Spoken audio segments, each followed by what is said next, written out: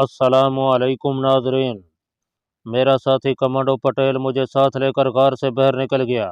उस तरफ ऊंची नीची बेशुमार चट्टानों का सिलसिला साहिल समंदर पर फैला हुआ था। समंदर की लहरें उन चट्टानों से टकरा रही थीं। यह इलाका वीरान था। हम साहिल पर चट्टानों के साथ साथ चलते उस मकाम तक पहुंच गए जहां चट्टानी सिलसिले की आखिरी चट्टान आधी समंदर में डूबी हुई थी। आगे साहिल से हटकर नारियल के दरख्तों की कतार दूर तक चली गई थी। आखिरी चट्टान में समंदर की जानिब एक छोटी सी अंधेरी सुरंग बनी हुई थी। वो इस सुरंग में आकर बैठ गया।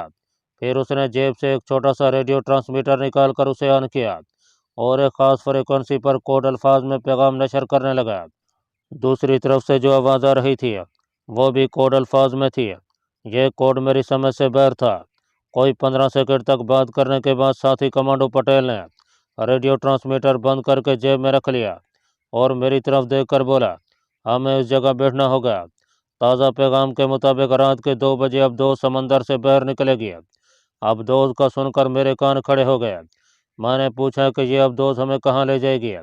इस पर साथी कमांडो पटेल ने मुस्कुराकर मेरी तरफ देखा। वो मुझे अनाड़ी समझ रहा था। यह तासुर उसके चेहरे पर साफ नजर आ रहा था। कहने लगा कि मुझे बताया गया है कि तुम एक तजर्बेकार कमांडो भी हो। फिर तुम ऐसा सवाल करना नहीं चाहिए था। मैं तुम्हें सिर्फ इतना ही बता सकता हूँ कि सुबह होने से पहले पहले हमें साइरस नामी भारतीय एटमी रिएक्टर की ज़ेर ज़मीन लैब नंबर 2 को तबाह कर देना है। यही वो लैब है जहाँ पाकिस्तान के खिलाफ एटमी हथियारों की तैयारी के लिए यूरेनियम का काम आखिरी मरले में है। मैं खामोश रहा। उसने सिगरेट सुलगा लिया। थोड़ी देर तक वो चुपचाप नज़रों से सुरंग में से नजर आने वाली समुद्री लहरों को देखता रहा।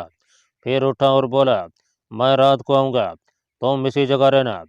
उसने जेब से एक छोटा सा ऑटोमेटिक पिस्तौल निकाल कर मुझे दिया और कहने लगा कि यह तुम अपने पास रखो।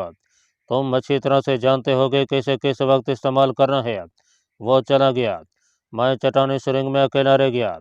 कई बार सुरंग से बाहर ताज़ा हवा में निकलने का ख्याल आया, मगर कमांडो मिशन की अहमियत के पेश नज़र मैं अंदर ही बैठा सिगरेट फूंकता रहा। सूरज गरूब होने लगा। दिन की रोशनी मध्यम हो गई। फिर शाम पड़ गई। इसके बाद चारों तरफ रात का अंधेरा छा गया। मैंने कलाई पर बंधी हुई घड़ी देखी। रात के 8:30 बज रहे थे। मुझे भूख के साथ प्यास भी लग रही थी, मगर कमांडो की ट्रेनिंग ने मुझे ऐसे हालात में भूख प्यास बर्दाश्त करने का आदी बना दिया था। मैं खामोशी से बैठा सिगरेट पीता रहा। रात के 10 बजे के करीब मेरा साथी कमांडो पटेल आ गया। उसके हाथ में छोटी सी टार्च थी। एक लिफाफे में मेरे लिए कुछ सैंडविच और थर्मास में पानी था। मैंने सैंडविच खाकर पानी पिया तो जान में जान आई। कमांडो पटेल सुरंग के अंधेरे में दीवार से लगकर नीम दराज था।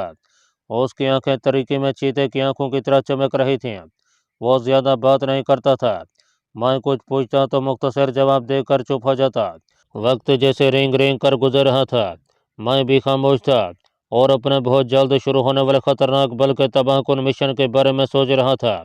मुझे कुछ नहीं बताया गया था कि रात के 2 बजे जो अबदोज तारीख समंदर में नमदार होगी वो किस मुल्क की है और हमें लेकर यहाँ से कहाँ जाएगी, क्योंकि भारतीय साइरस नामी रिएक्टर वहाँ से 40 किलोमीटर के फासले पर साहिल समंदर पर वाक़ था।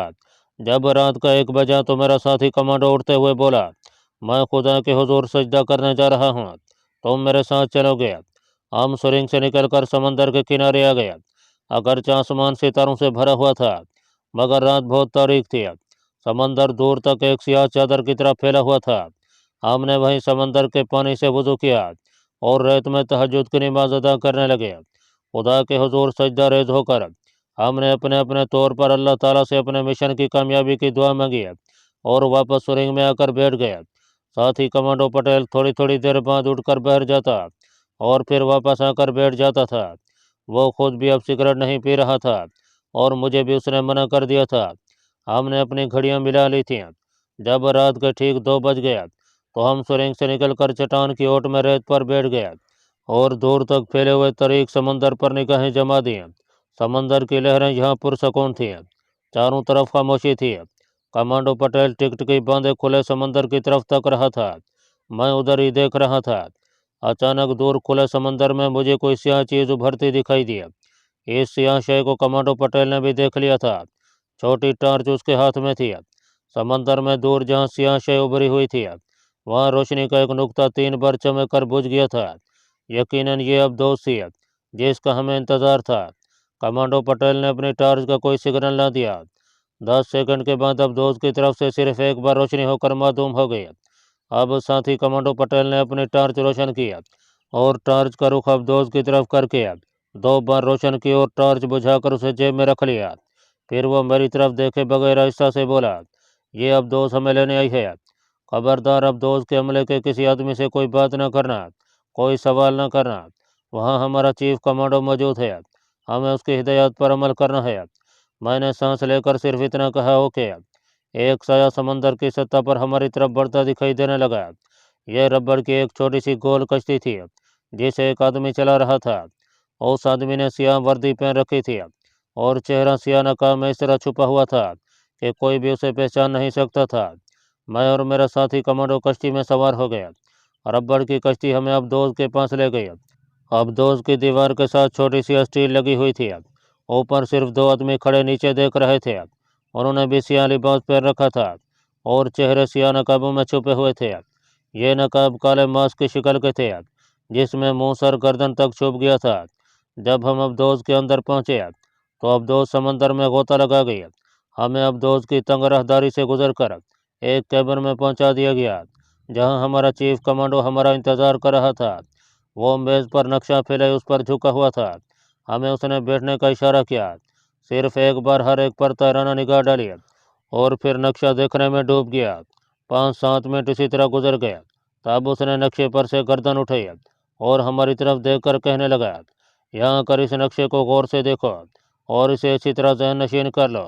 तुम्हें इसी नक्शे के मुताबिक ज़ेरे ज़मीन अपने टारगेट तक पहुँचना होगा। हमने नक्शे को गौर से देखा। समंदर के नीचे एक बहुत बड़ा पाइप था जो भारतीय एटमी रिएक्टर सेरेस के लिबर्टी की अकबी दीवार से निकलकर पानी के अंदर ही अंदर समंदर में गिरता था। हमें भी पाइप के जरिए एटमी रिएक्टर की लैब नंबर 2 में पहुंचकर वहां चंद एक खास जगहों पर टाइम बम लगाने थे। अब मुझे महसूस हुआ कि यह मिशन किस कदर पेचीदा था। जान जाने का खतरा हर कदम पर था। इसकी मुझे परवाह नहीं थी। मैं तो मौत जेब में डालकर दुश्मन के मुल्क में चल फिर रहा था। परेशानी मुझे इस बात की थी कि सेरेस की लैब नंबर 2 में चीफ कमांडो की इन्फॉर्मेशन के मुताबिक सिक्योरिटी इतनी शदीद थी कि हमारी कामयाबी के सिर्फ 1% इम्कान थे। इसके बावजूद हमें हिदायत दी गई कि चाहे कुछ भी हो जाए हमें मतलूबा मकामात पर टाइम बम चिपकाने होंगे। चीफ कमांडो ने हमें 2 जहरीले कैप्सूल दिए जिन्हें हमारे मुंह में ऊपर वाले दांतों की कतार में सबसे पीछे इस तरह छुपा दिया गया कि वक्त पड़ने पर हम उसे आसानी से चबाकर हमेशा के लिए मौत की नींद सो सकते थे। अफदोस समंदर के अंदर ही अंदर अपने टारगेट की तरफ बढ़ रही थी। मैंने देखा कि अफदोस के हमले के हर रुकन ने चेहरे पर नकाब चढ़ा रखी थी। ये किस मुल्क की अफदोस थी, ये मुअम्मा आज तक हल नहीं हो सका। उस वक्त मुझे इस मुअम्मे से कोई सरोकार नहीं था। चीफ कमांडो हमें लैब नंबर 2 का नक्शा दिखाकर उसकी एक एक तफसील मुख्तसर अल्फाज में जहन नशीन करवा रहा था। इस दौरान पुरस्रार अफदोस समंदर के नीचे गहरे पानियों में अपने टारगेट की तरफ महवे सफ़र रही। जब चीफ कमांडो अपनी ब्रीफिंग ख़त्म कर चुका तो अफदोस भी एक खास मकाम पर पहुँच कर रुक गई। चीफ कमांडो ने हमें अपने पीछे आने का इशारा किया। वो हमें साथ वाले केबिन में ले गया। यहाँ हम तीनों के अलावा अफदोस के हमले का एक रुकन भी सियाह नकाब पहने मौजूद था। छोटे से केबिन के वक्त में एक गोल सुराख था जो समंदर के पानी से लबालब भरा हुआ था। अफदोस में हवा के दबाव की वजह से यह पानी उछलकर अफदोस में दाखिल नहीं हो सकता था। चीफ कमांडो ने 2 कट हमारे आगे कर दिए। उसमें गोताखोरी का खास लिबास था। पतले रबड़ का यह लिबास हमारे जिस्म के साथ चिपक गया। हमारे पाँव में चप्पों की तरह के स्लीपर पहना दिए गए। हमें सही लेंसर लगा एक छोटा पिस्तौल भी दिया गया। हमने छोटे ऑक्सीजन मास्क अपने चेहरों पर चढ़ा लिए। सबसे पहले मेरा साथी कमांडो पटेल इस समुद्री कुएं में उतरा। इसके बाद चीफ कमांडो ने मुझे इशारा किया। मैं भी समुद्री कुएं में उतर गया। कोई 15-20 फुट नीचे तक हम अमूदी सिलेंडर में उतरते चले गए। इसके बाद हम अफदोस के नीचे खुले समंदर में आ गए। मैंने चेहरा ऊपर उठाकर देखा। हमारे सरों के ऊपर पुरस्रार अफदोस लंगर डाले खड़ी थी। साथ ही कमांडो पटेल एक मशाक गोताखोर था और उसे इस इलाके से वक्फियत भी थी। वो समंदर के अंदर पुरसकून बोझल पानी में आगे आगे तैर रहा था। मैं उसके पीछे तैरता चला जा रहा था। अफदोस से समंदर में हल्की हल्की रोशनी ज़रूर होती है मगर रात होने की वजह से समंदर बिल्कुल तारीक था। अफदोस के नीचे जो धीमी सी रोशनी निकल रही थी हमारे समंदर में उतरने के 1 मिनट बाद वो बुझा दी गई। अब हम अंधेरे में समंदर के नीचे आगे बढ़ रहे थे। कमांडो पटेल के पाँव के समुद्री स्लीपर मेरे चेहरे के आगे आगे हरकत करते जा रहे थे। मैं उनकी गर्दश पर पीछे पीछे तैर रहा था। हम समुद्री घास फूस और झाड़ियों के बीच में से गुजर रहे थे। आगे नशेब आ गया। मछलियाँ हमारे जिस्मों से टकरा जाती थीं। हमारे पास 2 घंटे की ऑक्सीजन थी, लेकिन 15-20 मिनट से ज़्यादा समंदर के नीचे तैरना मुश्किल होता है। पानी का दबाव जिस्म को शल कर देता है और तजर्बेकार गोताखोर की रफ्तार भी सुस्त हो जाती है और जिस्म पर नकाहतारी होने लगती है। नशेब से गुजरने के बाद साथी कमांडो पटेल बिल्कुल सीधा हो गया। अब उसने मेरा एक हाथ अपने हाथ में ले लिया और दूसरे हाथ से नीचे एक समुद्री टीले की तरफ इशारा किया। समंदर के नीचे की तरीके में अब मुझे उसका जिस्म एक साए की तरह नजर आ रहा था। हम समुद्री टीले या चट्टान के बिल्कुल करीब आ गए। यहाँ मुझे एक बहुत बड़ा पाइप नजर आया जिसमें से सफ़ेद रंग का पानी एक लहर की तरह बह रहा था। यही वो पाइप था जिसमें से गुजरकर हमें दुश्मन के एटमी रिएक्टर की लैब नंबर 2 में पहुंचना था। कमांडो पटेल ने पाइप की तरफ एक बार फिर इशारा किया और दोनों पाँव के फ्लिपरों को मछली की दुम की तरह हिला था। पाइप के मुंह की तरफ बढ़ा और देखते ही देखते उसके अंदर दाखिल हो गया। मुझे उसके पीछे जाना था। जो ही मैं उस कुशादा पाइप में दाखिल हुआ, मेरे कान बंद होने लगे। यहाँ पानी का दबाव ज़्यादा था। मुझे ऐसे महसूस हुआ जैसे मैं मौत के मुंह में आ गया हूँ। सामने से पानी का बहाव हमें वापस समंदर की तरफ धकेल रहा था। हम जिस्म की पूरी ताकत सर्फ करके आगे बढ़ रहे थे। हमें बताया गया था कि हम खासी रफ्तार के साथ पाइप में से 2 मिनट में गुजर जाएंगे, मगर पानी के प्रेशर की वजह से हमें पाइप में 4 मिनट लग गए। पहले कमांडो पाइप में से बाहर निकला, इसके बाद मैं बाहर आ गया। हम नीचे छत वाले एक छोटे से चौबचे में निकल आए थे जिसके अंदर चारों तरफ छोटी बड़ी नालियों से पानी गिर रहा था। यहाँ दीवारों के साथ स्टील और प्लास्टिक के छोटे बड़े कितने ही पाइप लिपटे हुए थे। हम तेजी से चौबचे या हौज में से निकल कर बाहर आ गए। हमने फौरन अपने ऑक्सीजन मास्क और पाँव के स्लीपर उतार कर एक तरफ बड़े पाइप के पीछे छुपा दिए। हमने अपनी रबड़ की पेटी के साथ प्लास्टिक के छोटे थैलों में बंद दही धमाका खेज टाइम बमों को चेक किया। ये बम तादाद में 10 से 5 टाइम बम मेरे साथी कमांडो के पास थे और 5 मेरे पास थे। हम इशारों में बात कर रहे थे, जबान से बिल्कुल नहीं बोल रहे थे। नक्शे के मुताबिक हमें हौज के जुनूब की जानब जो बड़े पाइप लगे थे उनके दरमियान से गुजर कर लोहे की एक चक्करदार सीढ़ी पर चढ़कर मुल्हका छोटे से ऑक्सीजन रूम में जाना था जिसकी छत के ऊपर लैब नंबर 2 का फर्श था। हमने पिस्तौल निकाल कर हाथों में ले लिए थे। कमांडो पटेल ने बड़े पाइपों की तरफ इशारा किया और उनकी तरफ बढ़ा। ये पाइप स्टील के थे और काफ़ी बड़े थे। उनके दरमियान इतना फासला था कि एक आदमी आसानी से गुजर सकता था। हम पाइपों के दरमियान से गुजर कर दूसरी तरफ गए तो वहाँ लोहे का एक चक्करदार ज़ैना ऊपर गैलरी की तरफ जा रहा था। हम दबे पाँव ज़ैना चढ़कर गैलरी में आ गए। गैलरी में लोहे का एक दरवाज़ा था जो बंद था। कमांडो पटेल ने उसके बोनट को ऊपर करके ऐसा से धक्का दिया। दरवाज़ा हल्की सी चिरचिराहट के साथ खुल गया। ये आवाज़ नहीं निकलनी चाहिए थी। हम एकदम गैलरी की दीवार के साथ लग गए और पिस्तौलों का रुख दरवाजे की तरफ कर दिया। 3 सेकंड तक हम इसी पोजीशन में खड़े रहे। कमरा नक्काशी आप वाले हौज और लैब नंबर 2 के दरमियान वाक़ था। यह लोहे की दीवारों वाला कमरा था। यहाँ भी जगह जगह प्लास्टिक और स्टील के छोटे बड़े पाइप गुजर रहे थे। कमांडो पटेल ने ऊपर छत की तरफ इशारा किया। छत फर्श से 1.5 गज ऊंची होगी। छत के साथ भी लोहे के पाइप लगे हुए थे। कमांडो पटेल ने मुझे फर्श के दरमियान बैठने का इशारा किया। फिर वह मेरे कांधों पर पाँव रखकर खड़ा हो गया। अब उसने अपने लिफाफे में से टाइम बम निकाल कर लोहे के पाइप के साथ चिपकाना शुरू कर दिया। यह टाइम बम वो छत वाले लोहे के पाइपों के पीछे चिपका रहा था। 5 टाइम बम छत के वस्त में चिपकाने के बाद उसने मुझसे भी टाइम बम ले लिए और उन बमों को पहले वाले बमों के पीछे एक दायरे की शक्ल में लगा दिया। हमें बताया गया था कि लैब नंबर 2 की यूरेनियम फर्नेस की इस छत के ऊपर दरमियान में वाक़ है और हमें इसी जगह 2 दायरों की शक्ल में बम लगाने होंगे। इस काम से फारिग होने के बाद कमांडो पटेल मेरे कंधे से हल्की सी छलांग लगाकर नीचे उतर आया। इन बमों के फटने की मुद्दत ज़्यादा नहीं थी। ठीक 20 मिनट के बाद इन्हें क़यामत के इस धमाके के साथ फट जाना था। हमें ख़ास तौर पर हिदायत की गई थी कि बम लगाने के फ़ौरन बाद वहाँ से निकल जाना, क्योंकि धमाका इस कदर भयानक और लर्ज़ाखेज़ होगा कि इस इलाके में समंदर भी तय उबाला हो जाएगा। भारतीय एटमी रिएक्टर सेरेस के वस्ती बुलाक के पुर्जे उड़ जाएंगे। यही वह बुलाक था जहाँ पाकिस्तान के खिलाफ न्यूक्लियर मोहलक हथियार बनाए जा रहे थे। ये हथियार इब्तदाई खुफिया रिपोर्ट के मुताबिक छोटे मिसाइलों की शक्ल में थे, जिनके आगे न्यूक्लियर हेड चिस्पा थे। अगर लैब नंबर 2 उड़ा दी जाती है तो पाकिस्तान के सर पर मंडराने वाला तबाही का खतरा टल जाता। हमने मैग्नेट टाइम बम सारे के सारे लगा दिए थे। अब इन बमों को 20 मिनट के बाद एक साथ फटना था। हम गैलरी से निकलकर जल्दी जल्दी ज़ेना तय करके हौज के पास आ गए। यहाँ हमारे गोताखोरी के स्लीपर और ऑक्सीजन मास्क पड़े थे। अचानक हमें लोहे के फर्श पर इंसानी कदमों की भारी चाप सुनाई दी। हमने चौंक कर एक दूसरे की तरफ देखा, फिर तड़प कर लोहे के पाइपों के कब में अपने आप को गिरा दिया। इंसानी कदमों की चाप करीब आती जा रही थी। कदमों की चाप से हमें बहुत जल्दी अंदाजा हो गया कि ये 2 आदमी हैं। मैं और मेरा साथी कमांडो पटेल बड़े बड़े स्टील और प्लास्टिक के पाइपों के पीछे छुपे हुए थे। हमने अपना सांस रोक लिया। अब हमें आने वाले आदमियों की बातें भी सुनाई दी। वो मराठी जबान में बातें कर रहे थे, जो मेरे और कमांडो पटेल के लिए अजनबी जबान नहीं थी। ये दोनों एटमी रिएक्टर की सिक्योरिटी गार्ड के आदमी थे। कोने में जो पाइप बिल्कुल सीधे और छत की तरफ चले गए थे, वहाँ एक छोटा सा दरवाज़ा था। यह दरवाज़ा खुला और सिक्योरिटी के दोनों गार्ड हौज वाले कमरे में आ गया। उन्होंने नीली वर्दी पहन रखी थी और कांधे के साथ स्टेन गन्ने लटक रही थी। शायद वो अपने मामूल के राउंड पर आए थे। हमने अपने सर मजीद नीचे कर लिया। मैं 2 पाइपों के दरमियानी दर्द में से उनकी नकल हरकत देख रहा था। इस हौज वाले कमरे में कमज़ोर बल्ब की धीमी रोशनी थी। हम दम साधे चुपचाप पाइपों के साथ लगे फर्श पर मुर्दा केकड़ों की तरह पड़े थे।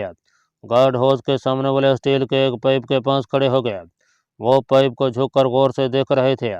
एक ने मराठी जबान में कहा, इसमें तो मुझे कोई खराबी नज़र नहीं आती।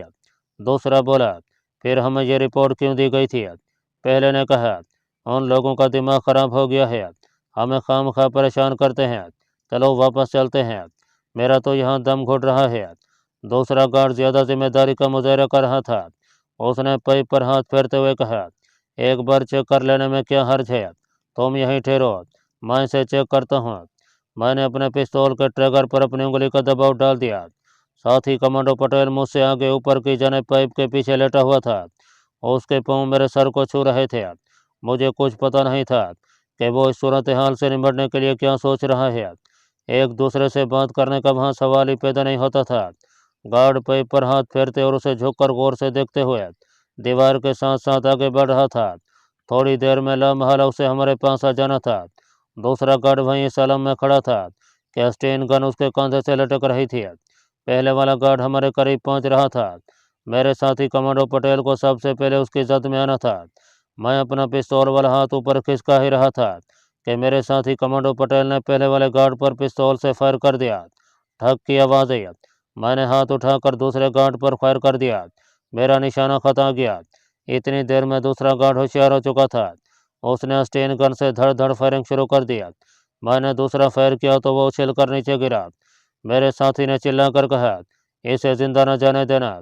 उसने ये गलती की कि पाइपों के पीछे से बाहर निकल आया। दूसरा गार्ड मरा नहीं था, उसने स्टेन गन की बाड़ मारी। मेरे साथी कमांडो के हाथ से पिस्तौल गिर पड़ा। वो पेट पकड़कर झुका और फिर खून में लथपथ हौज में गिर पड़ा। हौज का पानी उसके खून से सुर्ख हो गया। मैं छलांग लगाकर बाएं जने बड़े पाइप के पीछे कूद गया। उधर हौज के कमरे का छोटा दरवाज़ा था। जो ही दूसरे गार्ड ने दरवाजे में से बाहर भागने की कोशिश की, मैंने दोनों हाथों में पिस्तौल थाम कर उसकी पुश्त का निशाना लिया और साथ ही फायर कर दिया। वो मुंह के बल आगे को गिर पड़ा। मैंने पलटकर पहले गार्ड की तरफ देखा। वो फर्श पर मुर्दा हालत में पड़ा था। मैं लपक कर दूसरे गार्ड के सर पर पहुंच गया और उस पर पैदर पे 3 फायर झोंक दिया। फिर भागकर अपने साथी कमांडो की लाश को हौज से बाहर निकाला। मेरा ख्याल था कि शायद वो जख्मी होगा, मगर वो शहीद हो चुका था। अस्टीन गन की बाढ़ उसके दिल को फाड़ती हुई गुजर गई थी। मैंने घड़ी देखी। इस अफसोसनाक हादसे ने 10 मिनट तय कर दिए थे। बमों के फटने में सिर्फ 10 मिनट बाकी रह गए थे। मैंने जल्दी से स्लीपर पहनकर ऑक्सीजन मास्क मुंह पर लगाया और हौज में छलांग लगा दी। बड़े पाइप में से पानी तेजी से समंदर की तरफ जा रहा था। मैं 1 मिनट से भी कम वक्त में पाइप से निकलकर खुले समंदर में आ गया। मैंने अंदाजे से एक तरफ अंधाधुंध तैरना शुरू कर दिया।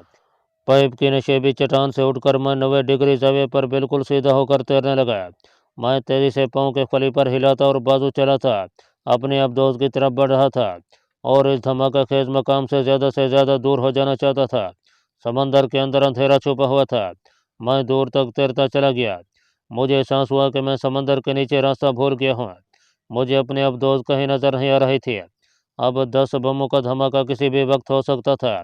मैंने सीधा जाने की बजाय अपना रुख नीचे समंदर की तह में कर लिया, क्योंकि शदीद धमाके की सूरत में समंदर की तह में निस्बतन कम इर्तियाश और उलट पुलट होती है।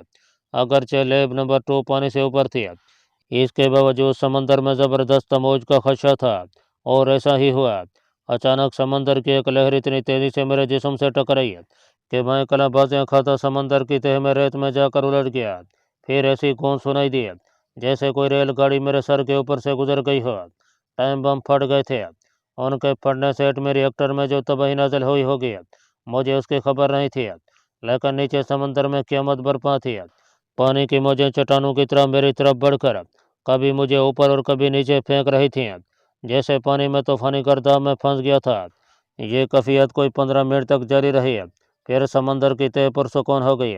मेरा ऑक्सीजन मास्क चेहरे पर जरा खिसक गया था। मुझे डर था कि अगर पानी अंदर आ गया तो मेरे लिए मुश्किल पैदा हो जाएगी। समुद्री मौजों ने मुझे इस तरह तैयार किया था कि मैं सिमत भूल चुका था। मुझे कुछ अंदाज़ा नहीं था कि शुमाल किधर है और जनूब किधर है और मैं किधर जा रहा हूँ। इस लम्हे पुरस्कार अब दोस्त अगर मेरी रहनुमाई न करती तो मेरा जिंदा बच निकलना मुश्किल था। मौका की नज़ाकत और संगीनी को देखते हुए अब दोस्त ने थोड़ी थोड़ी देर बाद रोशनी के सिग्नल देने शुरू कर दिए थे। यह रोशनी छोटे से सुर्ख बल्ब की शक्ल में अब दोस्त के पेंदे से निकल रही थी। मैं अंधाधुंध उस सुर्ख रोशनी की सिमत बढ़ने लगा। मेरा जिस्म थकान से चूर था। अब दोस्त के पेंदे के नीचे आकर मैंने अपने आप को सीधा किया और पूरा जोर लगाकर ऊपर को उठा और सिलेंडर के सुराख में से गुजर कर ऊपर अब दोस्त के गोल तालाब में आ गया। चीफ कमांडर अपने 3 नकाब पोस्ट सेल्सों के साथ मौजूद था। उसने सहारा देकर मुझे टैंक से बाहर निकाला।